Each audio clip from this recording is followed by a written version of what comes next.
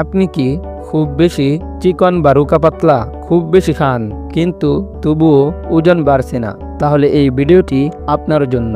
আজকে আমি বলবো এমন 5টি খাবারের কথা যেগুলি নিয়মিত খেলেই আপনি ওজন বাড়াতে পারবেন ঘরোয়া উপায়ে।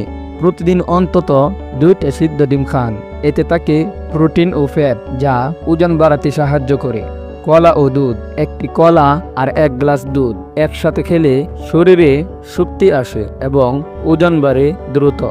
বাদাম ও কিশমিশ, বাদাম ও কিশমিশে থাকে হেলদি ফ্যাট। প্রতিদিন 1 মুঠো করে খেলে শরীর ভারী ও ওজন হতে শুরু করবে। চাল ভাজা বা মুড়ি, বিকেলে মুড়ির সঙ্গে চিনি বা কলা মিশিয়ে খেলে এটি উচ্চ ক্যালোরি হয়ে যায়, ফলে ওজন বাড়ে দ্রুত।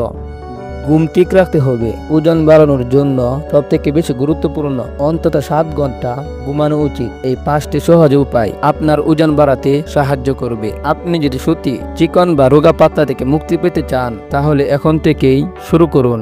ভিডিওটি ভালো লাগলে একটি লাইক দিন আর নিয়মিত স্বাস্থ্য টিপস পেতে চ্যানেলটি সাবস্ক্রাইব করতে ভুলবেন না। ধন্যবাদ।